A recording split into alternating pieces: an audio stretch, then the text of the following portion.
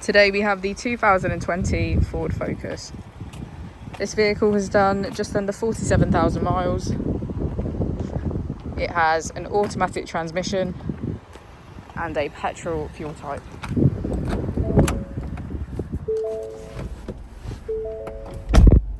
To the left of our steering wheel, we have cruise control as a feature, as well as our keyless ignition.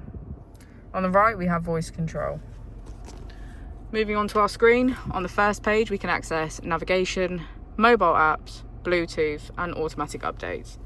On the second page, we have CarPlay, Ford Pass Connect, valet mode, and vehicle settings. And on our final page, we have ambient lighting.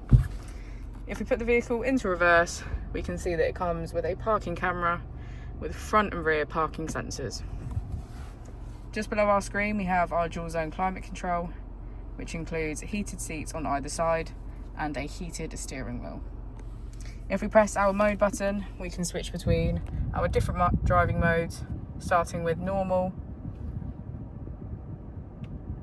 eco, and sport.